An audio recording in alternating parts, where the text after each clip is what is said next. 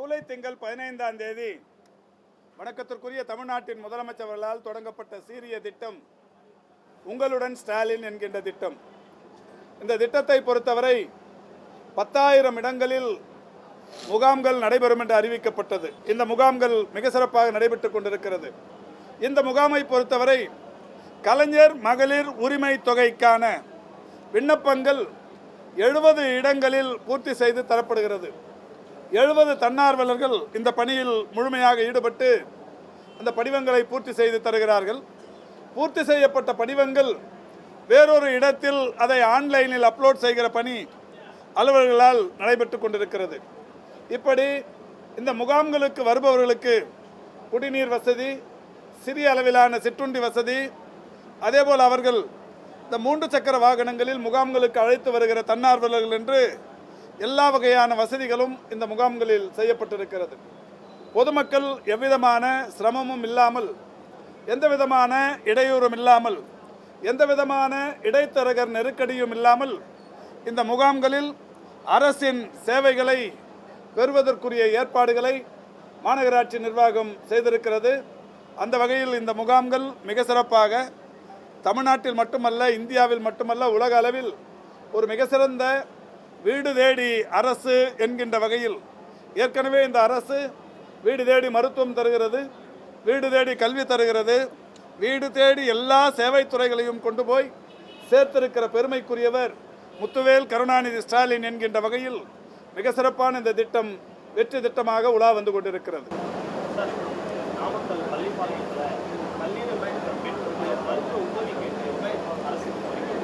அந்த district health officer கையில் சொல்லியிருக்கிறோம். அவங்கள உடனடியாக அழைச்சிட்டு வந்து அவங்களுக்கு என்ன உதவி வேணுமோ பண்ண சொல்லியிருக்கிறோம்.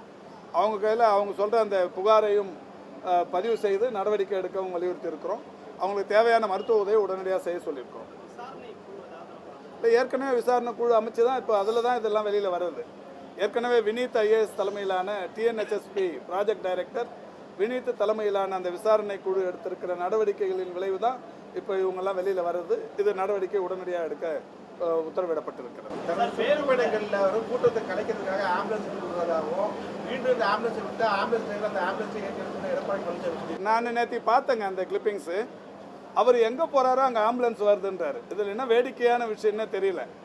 அவர் பெரும்பகுதி இந்த அவருக்கு ஆதரவு திரட்டுறதுக்காக போடுறது சாலைகளில் போகிறாரு, பிரதான சாலைகளில் போகிறாரு. இந்த ஆம்புலன்ஸு தமிழ்நாட்டில் 1330 ஆம்புலன்ஸ் இருக்குது, 108 ஆம்புலன்ஸ். இந்த 1330 ஆம்புலன்ஸுமே உயிர்காக்கும் சேவையை செய்து கொண்டிருக்கிறது. எங்கேயாவது விபத்து, அது கிராமப்புறங்களில் இருந்தாலும், மலை கிராமங்களில் இருந்தாலும், நகரப்பகுதிகளில் இருந்தாலும், மாநகராட்சி பகுதிகளில் இருந்தாலும் ஒரு 8-10 மணித்துளிகளுக்குள் அந்த ஆம்புலன்ஸ் விரைந்து சென்று உயிர்களை காக்க வேண்டும். விபத்து நேர்ற இடமோ இல்லை நோய் தன்மையை அதிகரித்து யாராவது ஃபோன் பண்ணால் போய் உடனடியாக காப்பாற்று.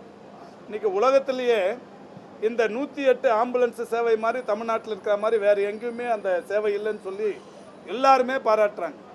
உடனடியாக உயிர் காப்பாற்றப்பட்டு கொண்டு இருக்கிறது. இவர் அந்த ஆம்புலன்ஸ் வர்ற வழியில் கூட்டத்தை போட்டுட்டு நான் வர்ற வழியில் ஆம்புலன்ஸை விடுறாங்க அப்படின்ற மாதிரி ஒரு சொல்லியிருக்கிறார். தமிழில் ஒரு பழமொழி சொல்லுவாங்க, அரண்டவன் கண்ணுக்கு மிரண்டதெல்லாம் பேய் அப்படின்லாமெல்லாம் சொல்லுவாங்க. அவர் இந்த ஆம்புலன்ஸை பார்த்தா அவருக்கு என்னவோ வேறு ஏதோ ஞாபகம் வருதுன்னு நினைக்கிறேன். இது தவறான விஷயம். அதுவும் நான் பார்த்தேன், ஆம்புலன்ஸ் டிரைவர் நோட் பண்ணு, பேரை நோட் பண்ணு, ஆம்புலன்ஸில் இருக்கிறவங்க யார் யாருன்னு பேரை நோட் பண்ணுன்றார்.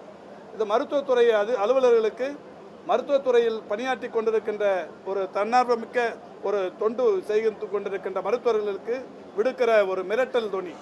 ஒரு முன்னாள் முதல்வர் இது ஒரு மிரட்டுகிற தொனியில் ஆம்புலன்ஸ் டிரைவர் பேரை நோட் பண்ணு, வண்டி நம்பரை நோட் பண்ணுன்னு சொல்கிறது ஒரு அநாகரிகமான செயல். இது அவர் இதோடு நிறுத்திக்கிறது நல்லதுன்னு நினைக்கிறேன். என்னன்னா, இது பொதுமக்கள் இடையே அவருக்கு இன்னும் கூடுதல் எதிர்ப்பை உருவாக்கி தருமே தவிர அவருடைய இருப்பை நிலைநிறுத்துவதற்கு செய்து கொண்டிருக்கின்ற இந்த காரியம் இன்னமும் அவரோட அந்த குவாலிட்டியை குறைக்கிறதுக்கான ஒரு விஷயமா தான் இருக்கும். அவருடைய பேச்சு நேற்றுக்கு பார்த்ததிலிருந்து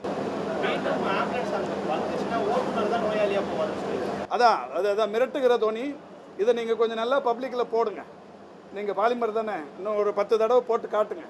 எடப்பாடி பேசுனதை 108 ஆம்புலன்ஸ் டிரைவர் மீண்டும் எங்கள் ஊர் கூட்டத்துக்குள்ளே வந்தார்னா 108 டிரைவர் அவர் நோயாளியாக வீட்டுக்கு திரும்புவார்னு எடப்பாடி சொல்கிறாருங்கிறத திரும்ப திரும்ப அவங்க டிவியில் காட்டுங்க.